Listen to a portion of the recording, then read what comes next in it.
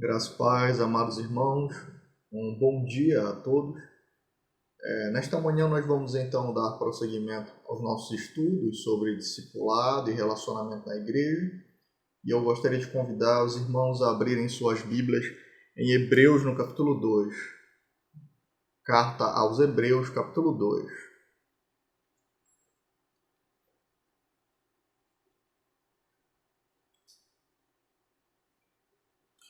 De maneira reverente ao Senhor, vamos então realizar a leitura do capítulo 2, a partir do versículo 5 até o final do capítulo, no versículo 18. Hebreus 2, 5 a 18. Leiamos. Porque não foi aos anjos que sujeitou o mundo futuro de que falamos, mas em certo lugar testificou alguém dizendo: que é o homem para que dele te lembres, ou o filho do homem para que o visites? Tu o fizeste um pouco menor do que os anjos, de glória e de honra o coroaste, e o constituíste sobre as obras de tuas mãos. Todas as coisas lhe sujeitaste debaixo dos pés. Ora, visto que lhe sujeitou todas as coisas, nada deixou que lhe não esteja sujeito. Mas agora, ainda não vemos que todas as coisas lhe estejam sujeitas. Vemos, porém, coroado de glória e de honra, aquele Jesus que fora feito um pouco menor do que os anjos, por causa da paixão da morte, para que pela graça de Deus aprovasse a morte por todos. Porque convinha que aquele para quem são todas as coisas, e mediante quem tudo existe, trazendo muitos filhos à glória, consagrasse pelas aflições o príncipe da salvação deles. Porque assim o que santifica, como os que são santificados, são todos de um, por cuja causa não se envergonha de lhes chamar irmãos, dizendo: anunciarei o teu nome aos meus irmãos, cantar-te-ei louvores no meio da congregação. E outra vez porei nele a minha confiança, e outra vez eis-me aqui a mim e aos filhos que Deus me deu.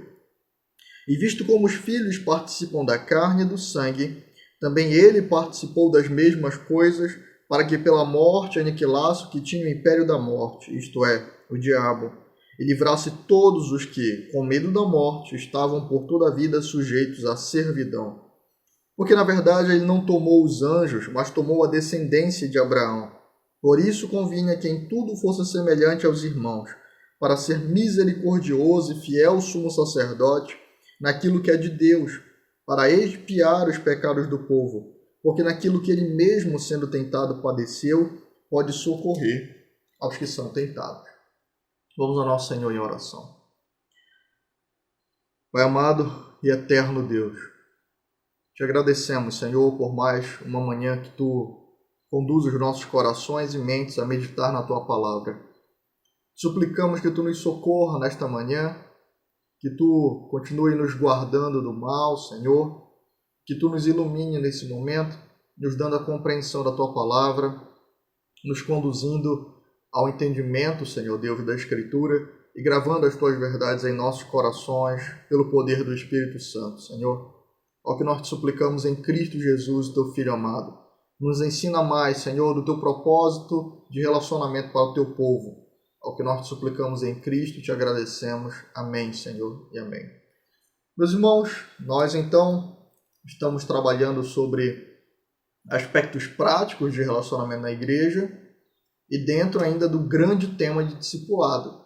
E nos aspectos práticos, nós vimos primeiramente que o relacionamento entre irmãos consiste em nós cuidarmos uns dos outros, que o relacionamento entre irmãos consiste em nós entendermos que nós precisamos uns dos outros, e hoje nós vamos ver que nós devemos nos aproximar uns dos outros. Isso deve ser um movimento, um ato contínuo dentro da Igreja do Senhor.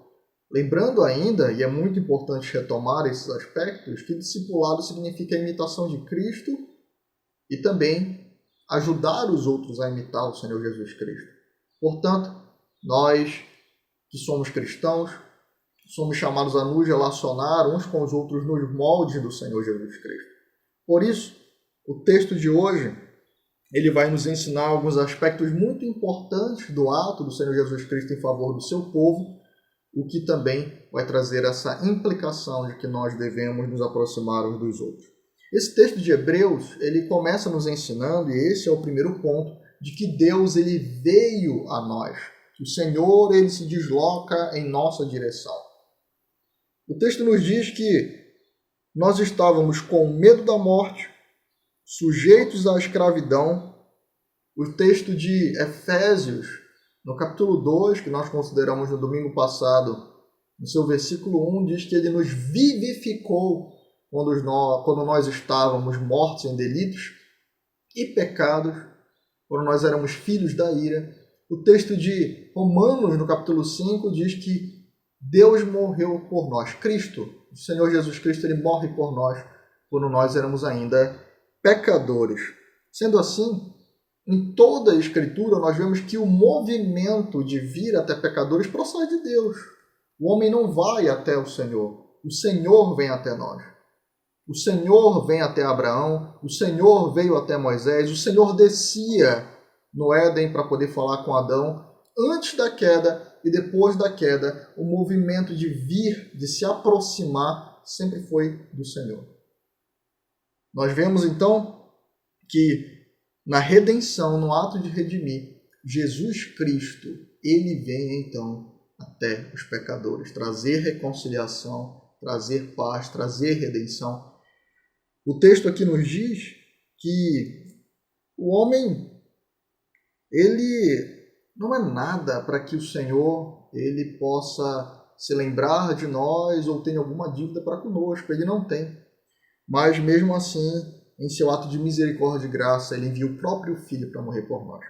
No versículo 14, mais especificamente falando, diz que ele então participou da carne e do sangue, das mesmas coisas pelos quais que o povo dele participa, da carne e do sangue. Essa expressão, participar da carne e do sangue, nos aponta a encarnação do Senhor Jesus Cristo. O que o texto está nos dizendo, então, é que o Filho de Deus, o Senhor da glória, o Todo-Poderoso, Criador dos céus e da terra, aquele que fez todas as coisas, santo, autossuficiente em si mesmo, todo-poderoso, todo-glorioso, todo-amável, ele deixa a sua glória e ele vem, então, até pecadores. Não havendo nenhum benefício ao Senhor, simplesmente ele se aproxima de nós, ele vem até nós. Cristo, Emanuel, ele é Deus conosco. O Senhor tabernaculou, exatamente isso que diz, o Senhor tabernaculou, ele se fez presente, ele habita com o seu povo. O Senhor, ele habita em nós pelo seu Espírito. Quando nós olhamos em Apocalipse, nós vemos que a grande maravilha é que o Senhor habitará com o seu povo para todo sempre. Então o Senhor ele vem até o seu povo, ele redime o seu povo quando o seu povo estava ainda em escravidão e rebeldia contra Deus. O Senhor vem até nós. Uma outra lição que esse texto ele nos ensina é que Deus veio para o nosso bem. Cristo ele se despe de sua glória e ele vem, então, ele encarna em favor de pecadores. Olha só o que o texto diz, versículo 14. Visto como os filhos participam da carne e do sangue, também ele participou das mesmas coisas para que pela morte aniquilasse o que tinha o império da morte, isto é, o diabo, e livrasse todos os que com medo da morte estavam por toda a vida sujeitos à servidão. Porque, na verdade, ele não tomou os anjos, mas tomou a descendência de Abraão. Por isso convinha que em tudo fosse semelhante aos irmãos, para ser misericordioso e fiel sumo sacerdote, naquilo que é de Deus, para expiar os pecados do povo, porque naquilo que ele mesmo sendo tentado padeceu, pode socorrer aos que são tentados. Cristo vem então para trazer liberdade a quem estava cativo, vida a quem estava morto, para trazer reconciliação aos inimigos de Deus, para expiar, ou seja, apaziguar a relação que havia entre os homens e Deus de inimizade, retirar a ira de Deus de cima dos pecadores por meio da sua morte. E não somente isso. O texto nos diz que ele veio para socorrer e ele continua nos socorrendo nas nossas tentações. Isso é maravilhoso. temos um sumo sacerdote compassivo, que se aproxima de nós, entrega a própria vida para socorrer, para fazer bem a nós, quando na verdade nós nada merecemos. Essa é a segunda lição que esse texto nos ensina. Sendo assim, diante do que nós temos aprendido sobre o discipulado, e Cristo é o nosso modelo, nós também temos aqui exemplos a seguirmos nos nossos relacionamentos com os irmãos. Primeiramente, que nós devemos ir aos outros também. Nós devemos nos aproximar dos nossos irmãos, nós devemos nos aproximar das pessoas. O movimento de aproximação deve ser nosso. Existe aqui um aspecto simultâneo. Nós vimos então no domingo passado que nós devemos ir aos outros reconhecendo a nossa necessidade deles, mas não somente isso.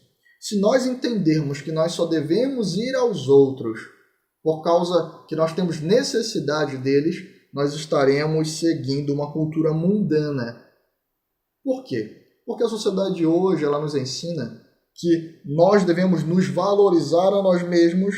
A sociedade de hoje ela nos ensina que se nós não dermos valor a nós mesmos, as outras pessoas não darão, e que eu só devo me aproximar de alguém quando eu tenho interesse naquela pessoa, quando ela traz algum lucro para mim. Então é seletivo, eu escolho de quem eu irei me aproximar, e é egoístico. Eu me aproximo daquele que vai trazer exaltação ao meu ego, que vai poder servir para mim de alguma forma. Mas no Evangelho nós não vemos isso. O aspecto da humildade, lembremos, consiste em considerar os outros superiores a mim. Então eu me aproximo dos outros, primeiramente, uma postura de humildade, reconhecendo que eu preciso deles, mas também eu me aproximo dos outros para servir, com o coração servil. Esse sentimento duplo ele deve estar no nosso coração. Eu necessito dos meus irmãos, mas eu estou aqui. O meu propósito, a minha vida é para servir a Deus e aos meus irmãos, como o próprio Senhor Jesus Cristo nos deixa como exemplo e de maneira muito clara. Então nós quebramos o maldito orgulho quando nós pedimos ajuda, mas esse movimento também nos capacita a servir as pessoas, exatamente reconhecendo que eu tenho que estar voltado para elas, para o serviço, para a ajuda, para o socorro. Uma igreja onde ninguém socorre ninguém, ela é gerada quando nós entendemos que nós precisamos ser servidos por todos. Infelizmente, isso tem acontecido. Pessoas que reclamam de que ninguém vem até elas, mas elas também não vão até ninguém. E elas dizem que não vão até ninguém, porque ninguém vem até elas. Então, observe que várias barreiras são construídas, várias justificativas e desculpas são dadas, e o que, na verdade, está acontecendo é uma idolatria do ego. É uma preocupação comigo mesmo. Esse tipo de igreja ela não reflete o Evangelho do Senhor. O Evangelho do Senhor, sendo vivido pelo seu povo, está fundamentado na lei do amor, que é exatamente estar agindo constantemente em serviço ao Senhor, para a glória de Deus e em serviço aos meus irmãos. Esse tipo de pensamento conduz à cultura da membresia como freguesia.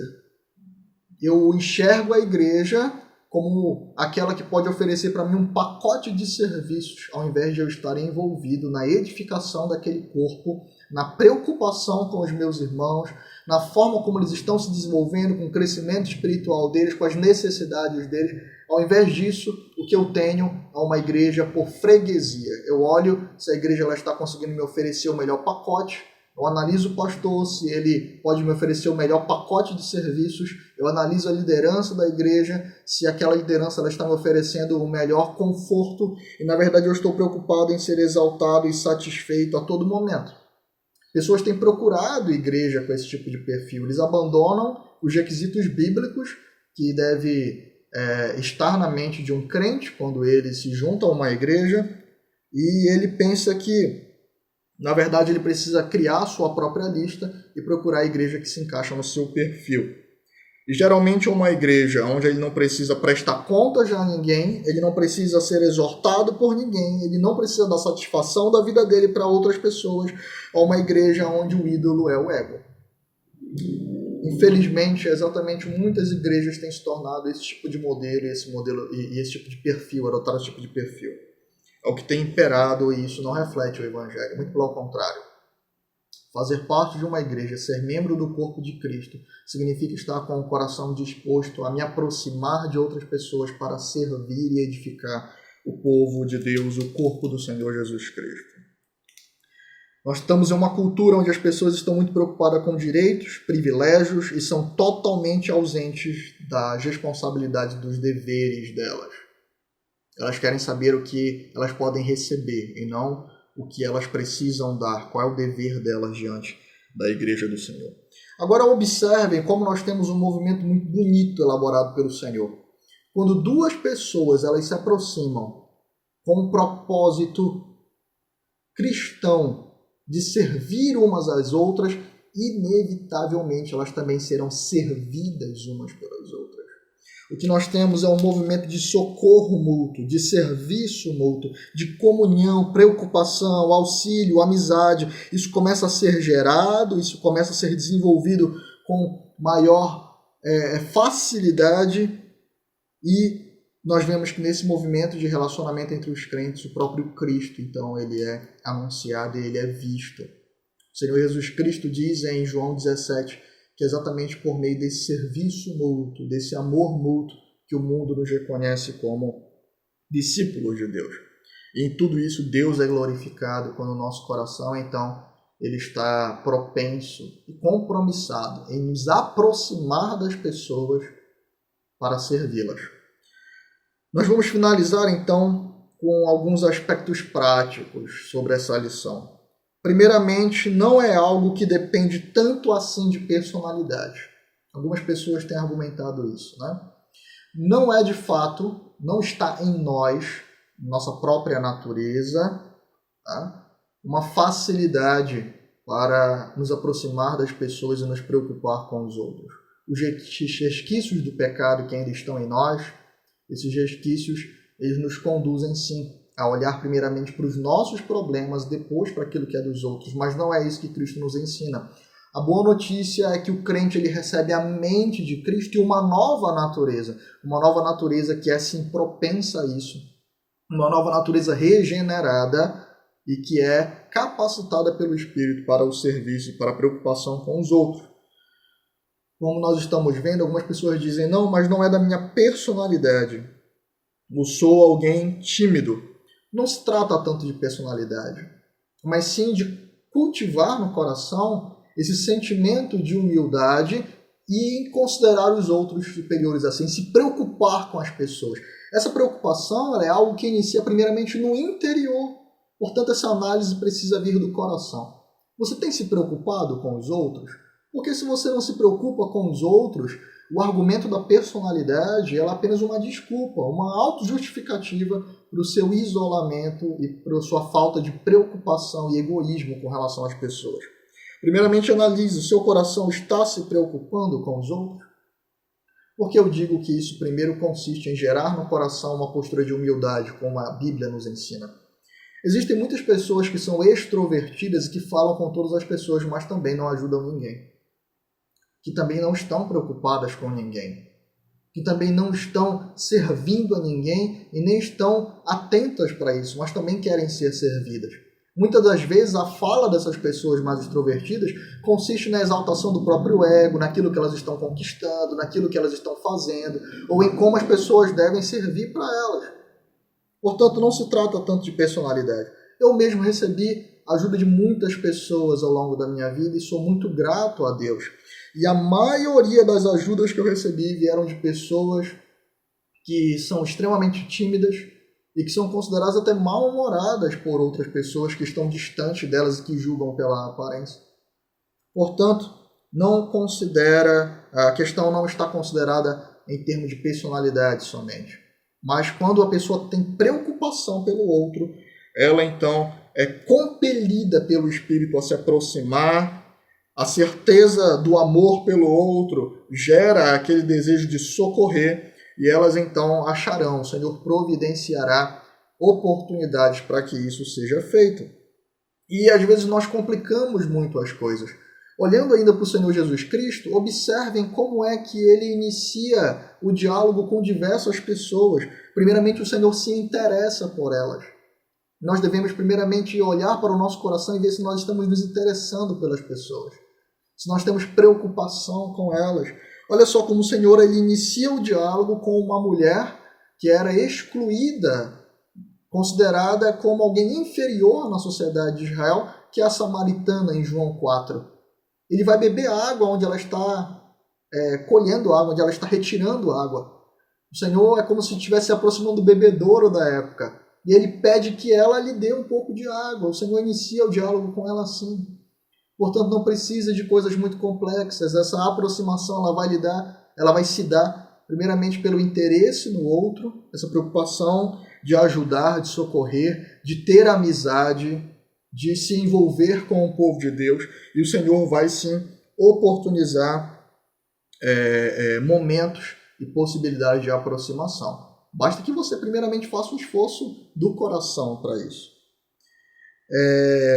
Eu gostaria também de dar um alerta aos antissociais. Algumas pessoas dizem que são tímidas, mas na verdade elas não são tímidas, elas são antissociais. E o coração está cheio de orgulho, justiça própria e arrogância. A postura antissocial ela não procede de Deus. Ela não procede de um coração regenerado. Ser tímido é uma coisa, ser antissocial é outra. O tímido, mesmo aquela timidez sincera e às vezes uma timidez altíssima, ele é alguém que é encontrado acessível quando ele é buscado.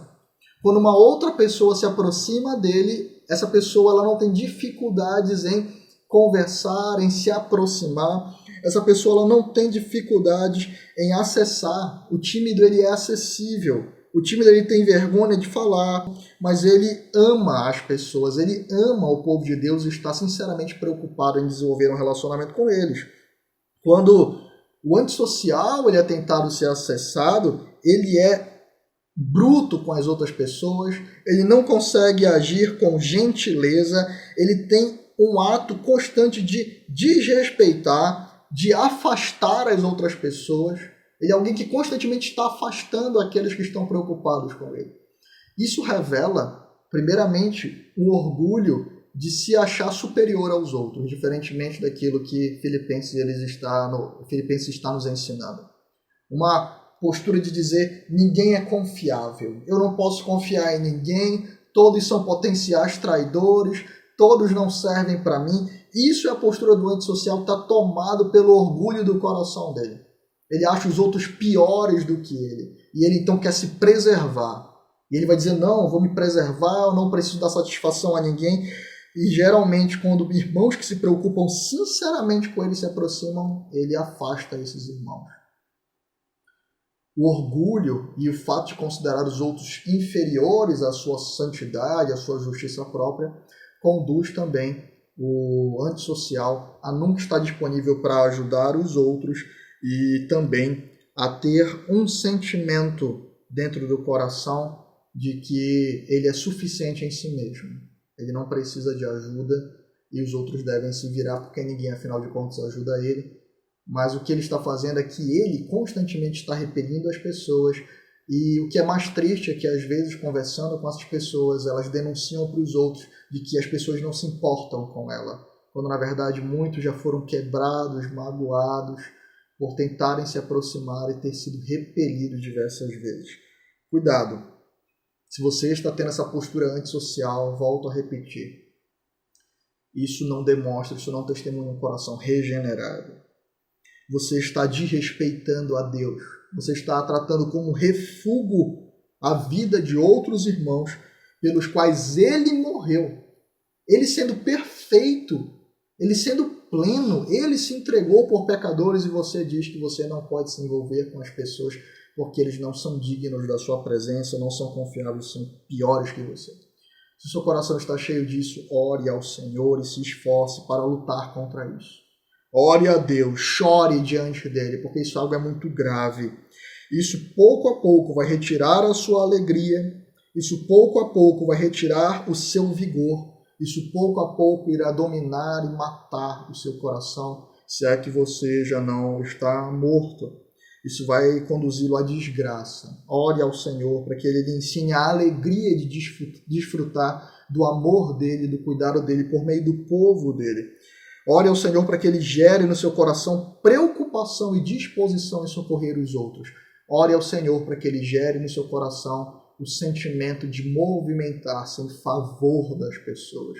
Portanto, a nossa lição hoje é que nós devemos seguir o exemplo de Cristo e nos aproximar uns dos outros, buscar nos aproximar uns dos outros com o desejo de socorrê-las e servi-las. Sendo dito isto, então, nós finalizamos o nosso estudo.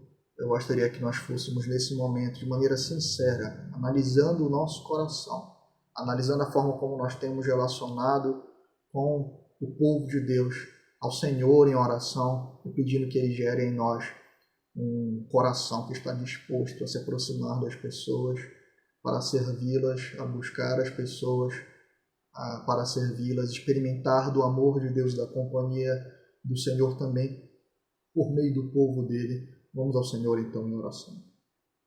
Pai amado e querido, Deus eterno e santo, nós te suplicamos nesta manhã, ó Deus, que Tu grave em nós, ó Senhor, essas verdades, que Tu molde os nossos corações por essa verdade, Senhor, de que o Senhor Jesus Cristo, que Tu, ó Deus, se aproxima de nós, que Tu, ó Deus, venha até nós, na pessoa do Senhor Jesus Cristo.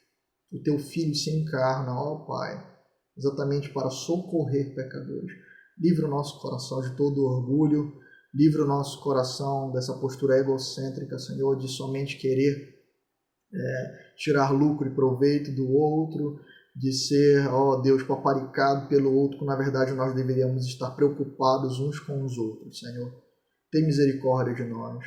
Gera em nossa igreja e no coração daqueles que estão nos ouvindo também nesta manhã, ó Senhor, o sentimento de amar o Teu povo, de se preocupar com o Teu povo e de realizar esse movimento de busca, de aproximação do outro. É o que nós te suplicamos nesta manhã, no nome santo do Senhor Jesus Cristo, e desde já te agradecemos, ó Deus. Amém e amém.